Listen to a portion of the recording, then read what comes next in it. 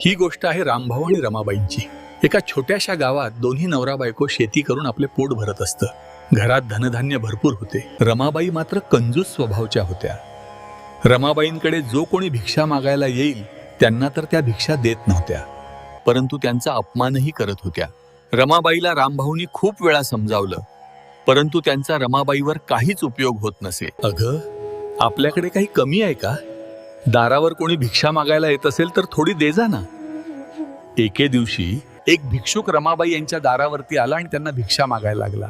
भिक्षान दे माई रमाबाई घरातून दाळात आल्या आणि त्या भिक्षूला म्हणाल्या, माझेच दार मिळाले का तुला सकाळी सकाळी भीक मागायला? चल निघ इथून। तसं नाही माते, सर्वांचे दार मला सारखेच।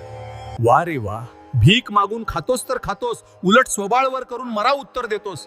तुला मी भिकेचा एकाही कंडला इथून पुढे देणार नाही। त्या भिक्षुकाने रमाबाईकडे बघून स्मित हास्य केले व तेथून निघून गेला। दुसऱ्या दिवशी रमाबाईंचा डावा हात निर्जीव झाला। रमाबाईला त्या हाताने काहीच काम करता येईना। अहो, कामाचं तर सोडाच, त्यांना तर जाग्यावरून हलवता देखील येत नव्हता। रामभाऊ आणि रमाबाई यांनी गावातील सर्व वैद्यांची औषधे व सल्ले देखील घेतले।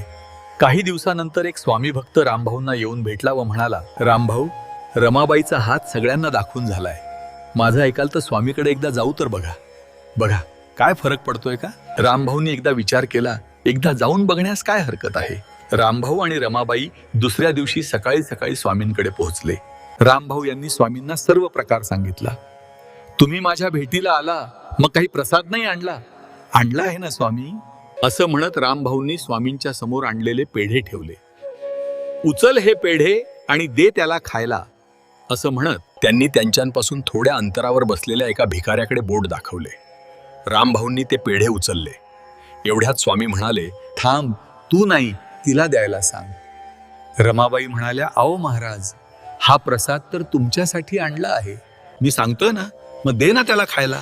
छे छे, हे पेढे तर मी तुमच्यासाठी आणलेत, त्या भिकाऱ्यासाठी नाही। ठीक आहे तर मग आल्या पावली परत जा। रामभाऊ म्हणाले, नाही स्वामी, चुकलं आमचं।